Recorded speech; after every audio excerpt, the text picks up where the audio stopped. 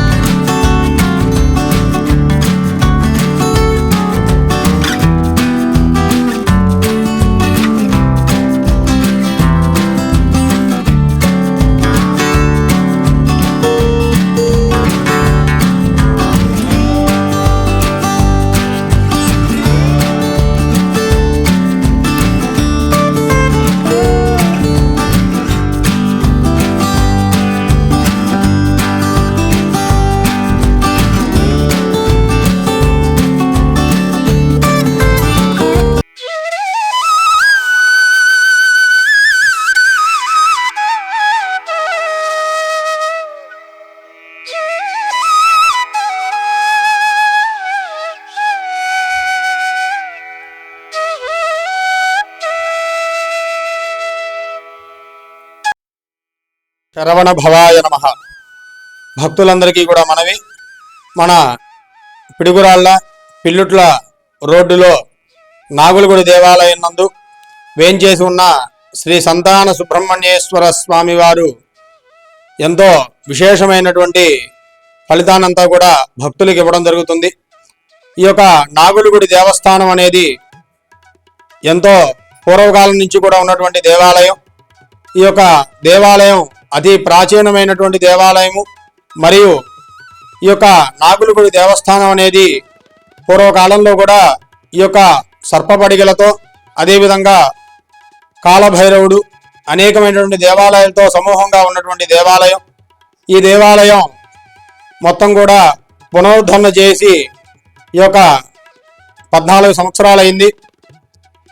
ఈ 14 సంవత్సరాల నుంచి కూడా అనుక్షణం కూడా ప్రతి ఒక్కరు కూడా భక్తులందరూ కూడా తప్పనిసరిగా దేవాలయానికి వస్తూ స్వామివారిని మొక్కుబడులుగా మొక్కుకొని స్వామివారి దగ్గర కోరికలన్నీ కూడా తీర్చుకోవడం జరుగుతుంది.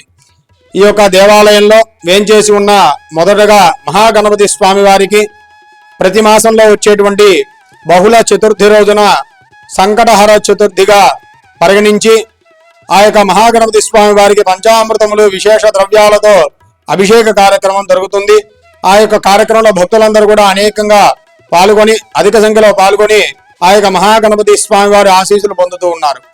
అదేవిధంగా మన దేవస్థానంలో ముఖ్యంగా శ్రీ సంతాన సుబ్రహ్మణ్యేశ్వర స్వామి వారు ఎంతో వైభవంగా విశేషమైనటువంటి నామముతో సంతాన సుబ్రహ్మణ్య స్వామి వారిగా వెళుతున్నారు. ఈ యొక్క స్వామివారి దగ్గర వివాహం కాని వారు కానీ, సంతానం కోసం కానీ, అదేవిధంగా సర్పదోషాలు, కాలసర్పదోషాలు, నాగ ప్రతిష్టలు, అనేకమైనటువంటి ఈ యొక్క దోషాలన్నీ కూడా పరిగణించుకోవడానికి స్వామివారి దర్శనానికి వస్తూ ఉన్నారు. ఈ యొక్క స్వామివారికి ప్రతి మంగళవారము ఉదయం ప్రాతకాలంలో 4:30కి దేవాలయం తెరవబడుతుంది. ప్రతి మంగళవారం కూడా ఆ యొక్క 4:30కి తెరిచిన తర్వాత స్వామివారికి పంచామృతాలతో మొదట అభిషేకం చేసి తరువాత 8 గంటలకు దేవాలయంలో మహాగణాధిపతి పూజ, కావడి పూజ, అదేవిధంగా స్వామివారి దేవాలయం చుట్టూ కావడి ప్రదక్షిణ కార్యక్రమం చేసి ప్రతి మంగళవారం ఉదయం 8:30 గంటలకు స్వామివారి మూల విరాటికి పంచామృతములు విశేష ద్రవ్యాలతో స్వామివారికి విశేషంగా అభిషేకం కార్యక్రమం చేయడం జరుగుతుంది. అదేవిధంగా ఈ యొక్క కావడి మోయడానికి అనేక ప్రాంతాల నుంచి కూడా భక్తులందరూ కూడా వచ్చి స్వామివారి యొక్క దర్శనం చేసుకుంటున్నారు. ఆ యొక్క కావడి మోయడం అనేది చాలా విశేషము. ఈ కావడి మోయడం వలన వచ్చిన భక్తులందరికీ కూడా కోరిన కోరికలు తీరి ఆ యొక్క స్వామివారి దగ్గర ఆ యొక్క భక్తులందరూ కూడా చక్కగా నమస్కారం చేసుకుంటున్నారు. అదేవిధంగా భక్తులందరూ కూడా ఈ యొక్క కోరిన కోరికలు తీరిన తర్వాత అదేవిధంగా కోరిన కోరికలు తీరిన తర్వాత ప్రతి మంగళవారం కూడా వచ్చి స్వామివారి దర్శనం చేసుకోవడం, ఒక మంగళవారం 108 ప్రదక్షిణాలు కావడి తీసుకొని దేవాలయం చుట్టూ కూడా తిరిగి మొక్కుబడి తీర్చుకోవడం జరుగుతుంది.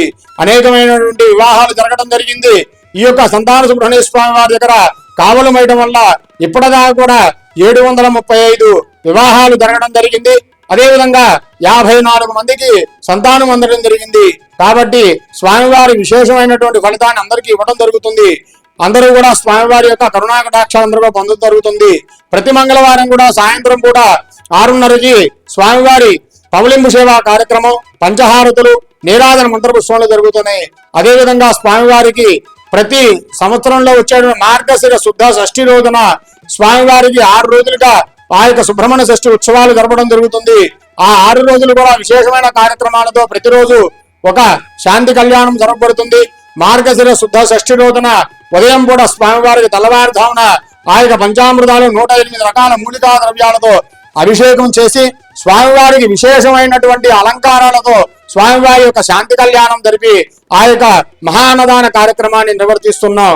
అదేవిధంగా సాయంత్రం పూట ఆ యొక్క మార్గశిర శుద్ధ షష్ఠి సుబ్రహ్మణ్య షష్ఠి రోజున స్వామివారి యొక్క మహా ఊరేగింపు కేరళ వాయిద్యాలతో స్వామివారి అంగరంగ వైభవంగా కనీసము 1000 మందితో పూలబుట్టలతో స్వామివారి మహా ఊరేగింపు కార్యక్రమం జరపబడుతుంది. అదేవిధంగా మన దేవాలయంలో తరువాత మహాసరస్వతి అమ్మవారు, ఈ యొక్క సరస్వతి అమ్మవారికి వసంత నవరాత్రుల కార్యక్రమం అంటే ఈ యొక్క వసంత నవరాత్రులు ఉగాది రోజు దగ్గర నుంచి శ్రీరామనవమి వరకు కూడా అమ్మవారికి వసంత నవరాత్రులు 9 రోజులు కూడా జరుగుతాయి. ఈ యొక్క 9 రోజులు కూడా అమ్మవారికి కుంకుమార్చన కార్యక్రమాలు, అమ్మవారికి అభిషేకములు, అదేవిధంగా అనేకమైనటువంటి విశేష అలంకారాలు జరపడుతాయి. భక్తులందరూ కూడా అధిక సంఖ్యలో పాల్గొనడం జరుగుతుంది.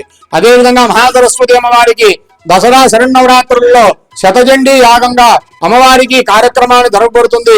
దసరా నవరాత్రుల త్రికాలార్చన, అదేవిధంగా విశేషమైన అలంకారము, అదేవిధంగా ప్రతిరోజు చండీ హోమము, చండీ పారాయణ, రుద్రపారాయణ కార్యక్రమం అన్ని కూడా విశేషంగా జరపబడుతుంది.